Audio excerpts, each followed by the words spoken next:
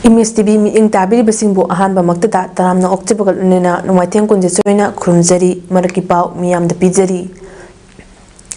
UNESCO na Manipur gi Sankirtana bu Intangible Cultural Heritage of Humanity gi list chankiba numitpu ningsingduna ngasi Manipur gi mafam da palal taunari Department of Art and Culture na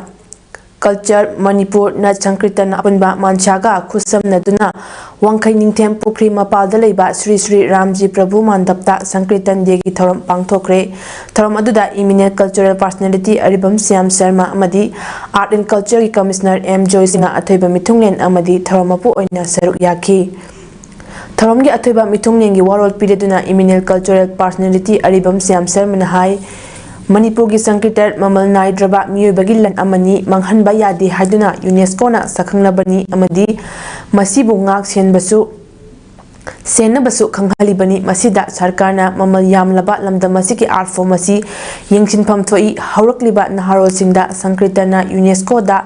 matau karamna chankibage masibu channaba hotnabada araiba oikidaba line hekta chankiba natkidaba sing khanghalabadi masigi magun sengna khanganba ngamgani tharamapugi warol pireduna Art and Culture Commissioner M Joy na hai pot khuding ahong banai adubu hariba Sankirtan asi honghanba yadaba amak khakta UNESCO na sakhangliba asida aikoi khudingna honglaktanaba protect amadi preserve tawbada mathautai amadi hotnaminasi India gi oina Intangible Cultural Heritage ta chaliba asi taramarini masigi manungda Manipur Sankirtan asisu amani maram asina haurakliba mahairui singi syllabus ta yahalabadi art form asigi mamal yamlaba kaya asi mamutana khanganba ngamgani fongdoki Palan Thoramasiki Saruk ama oina Changing Scenario of Sankirtana in Manipur haiba hiramda manchagi Vice President Guru K.H. Kriti Singh na wangangki donena Ariba pala Manohar Shai amadi nata Sankirtan gi performance su utkibaga lonena Sankirtan gi Guru Singh da khudol tamduna ikai khumnabisu utki Like to South India, Mokui whole Piwari may have brilliant commercial damage in Europe. I would tell you one more taxing them among the region. My aunt, you would take the curriculum, pick curriculum to the book about something curriculum here, you had the India, a hamba, something, a hamba of children. Machine, Madi, Ampa, Mugul, Tripa, die. International Human Rights Week ki thoram ama oina Manipur Human Rights Commission na senduna protection of human rights depends on role of law in times of communal harmony topic ta class 9 amadi 12 ki mahari singi debate competition ama konung mamang da leiba Maharaja Buddhachandra College ki all multipurpose hall da pangthokre Manipur Human Rights Commission ki chairperson Justice UB Saha Manipur Human Rights Commission ki member Kangjam Khagendra Commissioner Law Government of Manipur ki Nungsitombi Athokpam Bar Association of Manipur ki President Senior Advocate Yumna Nirmol Chan amasong Manipur Human Rights Commission ki Secretary Haubam Rosita IAS na tharam adugi athoiba mithung sing oina saruk yaki Tharamaduda Manipur Human Rights Commission ki chairperson UB Sahan Nahai Ekoina fundamental human right kaya leirabasu amadi rights sing adubu protect taunaba ek kaya leirabasu malem gi mafam kaya da human life ki right ta chauna singnaba thengnari awaba mayori human right haibasi haujiti movement ama oibata natana India gi oinasi Human Right Act fawba leire maramasina human rights karino Kam na protect tawani haiba ningthina khangba mathau tai lakadoriba tha sigi tara asi International Human Rights Day numit tarabasu numit asi Sunday oibana palan tawba yararoi maramasina kari tawsige haina khanabada International Human Rights Week oina interschool debate asi sinbani mahairoi singda pandam thamlaga debate asi silibagi maramdi mahairoi sing asina human rights ki maramda khanglaga Yumlon kayo na ba amadi miyam da knowledge pi na bani mahairoi haibasi leibak amagi tunggi yumbini tungda leibak ama kari karamba fibam da semga dagi haibasi mahairoi na lep kadawri bani masi khangna lamdam masida hatna suna leitaba lamdam ama oina ba amadi state asi law leiba state ama semgat na ba punna hotna minasi haiki Human rights is so wide directive principles that are given there those are also come now into the public human rights. So, if a person is not getting peace, for construction of home, is not getting the benefit of PAODAM scheme, then these human rights involved. If the scheme for help either by the Prime Minister, Central Government, Manipurda May Homdagi Kuki Amasuk Maitei Furup Anigi Marakta Thokliba Lan Asida Chin Kuki Narco Terroristingna Mayum Makai May Thadok Kiduna Amadi Manghan Takan Kibadagi Relief Camp Ta Lairak Labi Ahal Nupi Ama Ngarang Laikidre Mahaki Aroiba Mathong Mangang Asi Pangtokre Laikidraba Muyasigi Maming Wahengba May Malaima Chahi Humfutara Nipan Mapurba Laikidraba W Tombi Maitei Zero Bazar Awang Laikai Dagini Wahengba May Ma Kuki Singnat Andarak Padagi Hiangnam Girls Junior High School Da Relief Camp Committee Hianglam Nahangliba Relief Camp Ta Mahaki Imung Manunga Lonena Iraki Mahak Tha Anironggi Mamangda Meet Operation Shoot Tauki Madugi Matung Tha Amarongi Mamangda Masang Lakta Badagi Layang Laki Tungda Mahaki Anabasi TV ni Haina Kangnak Bagat Unena Wahengba Mema Ngarang Rims Hospital da Laikidabani Relief Camp Asida Laikidrabigi Imungi Miyoi Nipan Lehuri Mahaki Aroiba Mathau Mangam Relief Camp Committee Hiangnam Nasindna Hiangnam Lai Pangan Madaleba Mongfamda Ngasi Pangthokre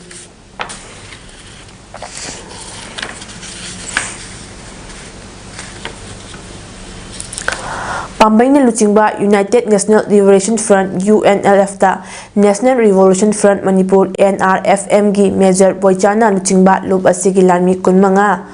Tongan ba Khulai Kunmanga Galonina Yaurokpada Harau Tayamna Okre Harau Tayamna Opagi Tharam Adu Ingorokta Leiba UNLF ki First Brigade ki General Headquarter da Pangthokibani Tharamadu da Lub Asigi Chief of Army Staff in charge Thoksom Sidaba Finance Secretary Tonsna Organization Secretary Nongdol Yauna Madu Oiba Luchingba Kayana Sarukyaki UNLF ta Nauna Changnakraba NRFM gi Lanmising Adugi Manungda Major Boicha Second Lieutenant Bungcha Sergeant Major Nongshaba Amadi Captain Yuremba Chingba Yauri NRFM gi Miyoi Kunmanga Aduna UNLF ta Nauna Yaurokpada Afaba Makagi Khulai Kunmanga Su Yauroki Ngasigi Tharamaduga Mailenana Lup Asigi Chief of Army Staff in charge Thoksom Sidabana UNLF na Haujik Lamda Masida Oirakliba Fibam Amadi Manipurgi Ningtamba Fangnaba Changshiliba Langsang Asibu Hena Kumang Yangshinabagi Damak Tare Tara Thokna Khalaba Matungda Handak Talokiba Pirep Adubu Thajaduna NRFM gi Lanmisingna Changnakpa Asi Taramna Oi Lunina Makata Nasu UNLF ki Wakalon Asibu Thajaba Lupsingna Party Asiga Punna Chetminaduna Yawal Khongset Asibu Hena Kumang Yangna Changshiminasi Haiki Amaromda Nauna UNLF ta Yaurakraba Major Boichana Manipurda ngasi tangdu leitadaba phibam ama lakliba si thingnaba ngamnaba Manipur miyamna aikhoi amatta oina punchilo haina lawba kholau adubu thabak oina onthokpa oina mahak amadi mahaki lanmising asi party asida yaurokibani loinana state asida leriba apikpa party singna su hek yariba makhaidi achoba party singda punna punchinduna miyamna pamniba adu thabak oina onthoklasi haiki chap mana chamina je ha pos ai sai tin thamdani maram ti keno ma pe ma chu le ju irang degi adi ani ma pham jagam da problem populi sang dum hen kala kane ba adum bo mayam ju khathana ba degi manipur da le ri ba ko gi public sing de hoi sin na mayam ona mu ki keno su moi da su hai ti Nupi macha mapana relief ta mating pangnabagi dama street food ama sagol bandaleba Oriental College mamangda ngasidagi hangdokre nupi macha singsi lamdagi punchilaga fambani hari thaudang chaungna loriba maraktagi chirom Soniana fongdorakpada landi yauraga matingdi amatta pangba ngamdabana matau karamna mating toksigi haina khanarba tungda mating tangnaba wakhal manabasing punchilaga Mating pangnaba fambani lonna relief camp ta leiriba isil inau singna landa soktuna leiriba singda su mating pangani haiki Am tamana de lam sang dagi yawi dagi pasoi dagi babung kampu dagi lam jang khak chadara ga yaw banga tane se so ban de su yawe ado mayam to ba sindi study pullaga plug tamina sena ꯑꯩꯈꯣꯏ ꯃꯌꯥꯝ ꯇꯧꯕꯅꯦ ꯃꯌꯥꯝꯁꯨ ꯂꯥꯛꯄꯤꯌꯣ ꯁꯤꯗ ꯑꯩꯈꯣꯏꯅ ꯇꯧꯔꯤꯁꯦ support ꯇꯧꯕꯤꯌꯣ ꯃꯌꯥꯝꯁꯨ ꯑꯗꯨꯝ ꯂꯥꯛꯄꯤꯌꯣ ꯑꯩꯈꯣꯏꯅ ꯇꯧꯖꯔꯤꯕ ꯑꯥꯏꯇꯦꯝꯁꯦ ꯀꯤꯂꯤꯆꯅꯥ ꯑꯗꯒꯤ ꯕꯣꯔꯥ ꯁꯤꯡꯖꯨ ꯁꯂꯥꯛ ꯑꯗꯒꯤ ꯐ꯭ꯔꯥꯏ ꯔꯥꯏꯁ ꯆꯤꯀꯟ ꯆꯧ ꯑꯗꯨꯝ ꯑꯅꯝꯕ ꯑꯗꯨꯝ ꯁꯨꯔꯦ ꯑꯗꯣ ꯃꯌꯥꯝ ꯂꯥꯛꯄꯤꯌꯣ ꯑꯗꯨꯝ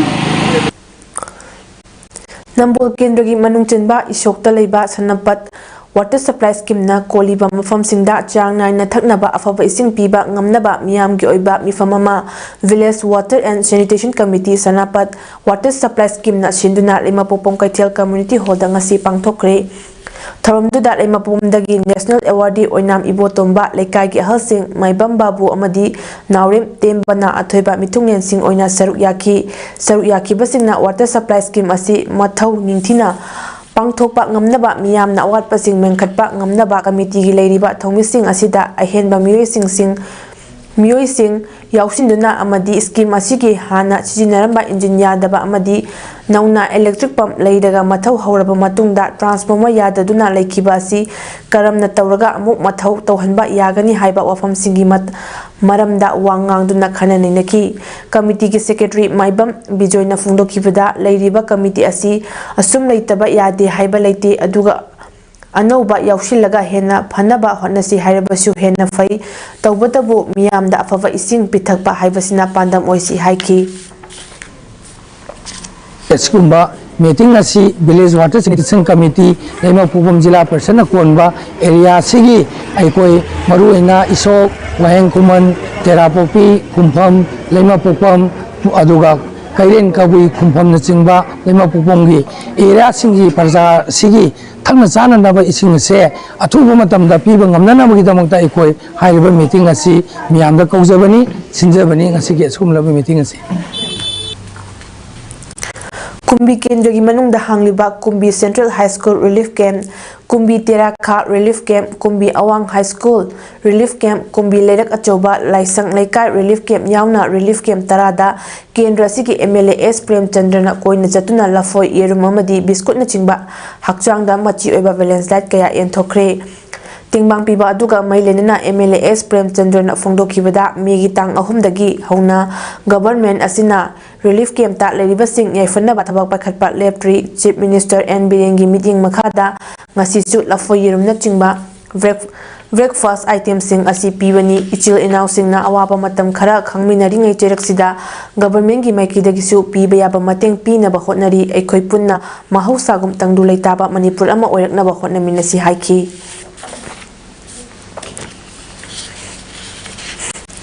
ꯃꯅꯤꯄꯨꯔ ꯂꯩꯉꯥꯛꯀꯤ ꯌꯨꯠ ꯑꯦꯐꯤꯌꯔꯁ ꯑꯦꯟड ꯁ꯭ꯄꯣꯔꯠꯁ ꯗꯤꯄꯥꯔꯠꯃꯦꯟꯠꯒꯤ ꯃꯈꯥꯗ ꯂꯩꯕ ꯕꯤꯁꯅꯨꯄꯨꯔ ꯗꯤꯁꯇ꯭ꯔꯤꯛꯀꯤ ꯃꯅꯨꯡ ꯆꯟꯕ ꯇꯥꯛꯃꯨ ꯋꯥꯇꯔ ꯁ꯭ꯄꯣꯔꯠꯁ ꯀꯝꯄ꯭ꯂꯦꯛꯁꯅ ꯀꯣꯚꯔ ꯇꯧꯔꯤꯕ ꯃꯐꯝ ꯑꯁꯤꯗ ꯍꯧꯖꯤꯛ ꯂꯅꯥꯏ ꯃꯤꯑꯣꯏꯁꯤꯡꯅ ꯌꯨꯝ ꯁꯥꯖꯤꯟꯗꯨꯅ ꯏꯪꯈꯣꯜ ꯀꯣꯏꯗꯨꯅ ꯑꯃꯗꯤ ꯉꯥꯒꯤ ꯐꯥꯔꯝ ꯇꯧꯔꯤꯕ ꯑꯦꯀꯔ 125 ꯄꯥꯛ ꯆꯥꯎꯕ ꯃꯐꯝ ꯑꯁꯤ ꯊꯥ ꯑꯁꯤꯒꯤ 5 ꯂꯩꯕꯥꯛꯄꯣꯛꯄ ꯅꯨꯃꯤꯠꯇꯒꯤ ꯏꯚꯤꯛꯁꯟ ꯍꯧꯔꯒꯅꯤ ꯃꯔꯝ ꯑꯗꯨꯅ ꯂꯝ ꯈꯣꯞꯆꯤꯜꯂꯤꯕ ꯑꯦꯟꯀ꯭ꯔꯣꯆꯔꯁꯤꯡꯅ ꯃꯁꯥꯅ ꯈꯪꯅ ꯍꯣꯡꯗꯣꯛꯄꯤꯔꯣ ꯍꯥꯏꯅ ꯃꯣꯏꯔꯥꯡ ꯀꯦꯟꯗ꯭ꯔꯒꯤ MLA ꯊꯨꯉꯥꯝ ꯁꯥꯟꯇꯤꯅ ꯐꯣꯡꯗꯣꯛꯈ꯭ꯔꯦ ꯋꯥꯐꯝ ꯑꯁꯤ ꯏꯚꯤꯛꯁꯟ ꯇꯧꯒꯗꯧꯔꯤꯕ ꯃꯐꯝꯁꯤꯡ ꯑꯁꯤꯗ ꯃꯣꯏꯔꯥꯡ ꯀꯦꯟꯗ꯭ꯔꯒꯤ MLA ꯊꯨꯉꯥꯝ ꯁꯥꯟꯇꯤ ꯑꯃꯗꯤ SDO ꯃꯣꯏꯔꯥꯡ CH ꯁꯣꯃꯦꯟꯗ꯭ꯔꯣ ꯌꯥꯎꯅ ꯀꯣꯏꯅ ꯆꯠꯇꯨꯅ ꯌꯦꯡꯁꯤꯟꯕꯒ ꯂꯣꯏꯅꯅ ꯂꯝ ꯈꯣꯞꯆꯤꯜꯂꯤꯕ ꯃꯤꯑꯣꯏꯁꯤꯡ ꯎꯅꯕꯗ ꯐꯣꯡꯗꯣꯛꯈꯤꯕꯅꯤ MLA ꯁꯥꯟꯇꯤꯅ ꯃꯈꯥ ꯇꯥꯅ ꯍꯥꯏꯈꯤꯕꯗ ꯃꯐꯝ ꯑꯁꯤ ꯍꯥꯟꯅ ꯂꯝ ꯃꯄꯨ ꯃꯤꯑꯣꯏ 110ꯒꯤ ꯑꯣꯏꯔꯝꯕꯅꯤ ꯑꯗꯨꯕꯨ ꯒꯚꯔꯟꯃꯦꯟꯠꯀ ꯌꯥꯅꯕ ꯑꯃꯒꯤ ꯃꯈꯥꯗ 2012-13 ꯑꯗꯨꯋꯥꯏꯗ ꯒꯚꯔꯟꯃꯦꯟꯠꯅ ꯂꯝ ꯃꯄꯨ 110ꯗ ꯀꯝꯄꯦꯟꯁꯦꯁꯟ ꯄꯤꯈ꯭ꯔꯦ ꯃꯃꯥꯡ ꯊꯥ ꯅꯕꯦꯝꯕꯔꯒꯤ ꯇꯥꯡ 24ꯗ ꯏꯚꯤꯛꯁꯟ ꯇꯧꯅꯕ ꯒꯚꯔꯟꯃꯦꯟꯠꯅ ꯑꯣꯔꯗꯔ ꯊꯣꯛꯄ ꯂꯩꯈ꯭ꯔꯦ ꯑꯗꯨꯒ SDO ꯃꯣꯏꯔꯥꯡꯒꯤ ꯃꯥꯏꯀꯩꯗꯒꯤꯁꯨ ꯍꯧꯖꯤक ꯂꯩꯔꯤꯕ ꯃꯤꯑꯣꯏꯁꯤꯡꯗ ꯅꯣꯇꯤꯁ ꯊꯥꯗꯨꯅ ꯈꯪꯍꯟꯕ ꯂꯩꯈ꯭ꯔꯦ ꯃꯔꯝ ꯑꯗꯨꯅ ꯍꯧꯖꯤक एनक्रोच तौदुना लेरिबा मियोइसिंगना मसा मसाना खंगना पोचै लौथोकपिरो लाक्लिबा लेबापोक्पा नुमित्तगी इभिक्शन हौरगनी पीरिबा मतम अदु फाउबगी मनुंगदा होंदोक्त्रबदी अमांग अता थोकपदा मसा मसाना दायित्व ओइगदबनी हाइखि तांग 24 दा ऑर्डर में थोकखिबा मसी इभिक्शन तौदा हाइपदगी अखोय डिप्यूटी कमिश्नर बिशेनपुरना SDO दा पीथरागा अखोय SDO ना हाइ मियोइसिंगसिदा मखोय नोटिस इशू तौरे ट्विस्टे गुमदगी हाइ इभिक्शन से हौरनी अदुनि आगदी मसा मसाना मफमसिदा इनक्लोज तौबिरिबा अनि स्पोर्ट्स कॉम्प्लेक्स और सरकारी पॉलिसी में मखादा से अचौबे एग्रीमेंट लमा प्रोजेक्ट अमंग पाइकल को फमसिदा लैबिबा खुदिमंगना मसा मसा की पोट मांगदनबा मसाना या पोसे लोथोक PU हाइदुना ai moyang ke ni MLA mo na I me amda pil tawjari SDU Moirang CH Somerendor na su fongdokibada notice phangraba ichil inaw singna claim tawningba leiragasu tawbirakpa yagani haikibaga lonena encroacher singna isa na khangna potlam sing lauthokpiro leba popa numitagi di MLRN LRX section 15 clause 1 gi matung ina eviction tawragani government asina paikhalakliba afaba khongtang asida miyamna su mating pangbiu haiki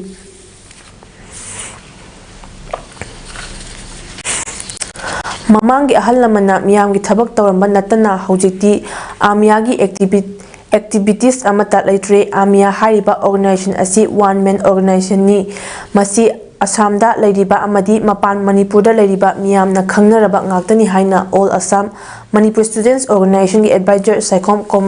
Komlakantana fongdorakli wafam ngarang Silchar gi Lora Hotel da pangthokiba paw gi mifam amada mahakna fongdokibani mahakna makhatana hai ngarang asi Manipuri social media kharada amiyagi chief advisor Kundal Khetrimayumna thokiba statement kharada Saikom Komlakanta asi matam pumbada Vishnupriya gi mayokta leiba anti Vishnupriya social activist amani haina mahakna fongdokhibadu yamna laibak thibani ai isa anti Vishnupriya activist nate Manipur gi thodok khudingmakta amsugi Maikaidagi matam pumbada thingnaduna Vishnupriya gi issue asi yamna liraba matam kiyagi mamangdagi leiraklaba issue amani matam aduda Manipuri Vishnupriya amadi Manipuri anigi marakta achoba wathok kaya Assamda natana tongan state singdasu thokibani issue adu matamduda Supreme Court phawbada yauki adugumba matamdadi ai isamakta natana miyoi kayana makhogi mayokta unkhatnaduna leikibani adu yamna laibak thibani adubu haujiti masigi issue asi leitre ekhoi nungsi chanana leiribani haujiksu mapanda khundariba Manipuri sing punchinnaba hotnabada amsuna Achoba Thodang Loribani Haina Mahana Fongdoki Pawing from Aduda Saruk Yakiba Amsugi Vice President Sheram Pariton Haikibada Handak Numit Karani Asida social media da Amsugi Senior Advisor Unalariba Saikom Komlakanta Gimatakta Amiana Oja Komlakanta Asi Anti Manipuri Vishnupriya Haina Haribasi Amsugi Maikidagi Yamna Akanba Mongda Condemn Tawi Masi Ekoi Nungsinana Lariba Furuk Anigi Marakta Amsu Sibo Manipuri Vishnupriya Society ki Maikaidagi Tokhaina Lehanaba Sinba Thawongni Haina Khanjai Masi Athuba Matamda Leiriba Organization Mayamna Su Warep Lawbiyu Haina Mahakna Fongdoki Pawing Famaduda Amsu Central Committee ki Advisor Saikom Komlakanta Vice President Seram Pariton General Secretary Asangbam Swapan Assistant General Secretary Fanjobam Indrajit Finance Secretary Asangbam Rohan Amadi Amsu Executive Member Singsu Saruk Yaki Masigdi maraki pau pizaba matang asida losinjari miyeng tabiri basingbo amukana kurumjari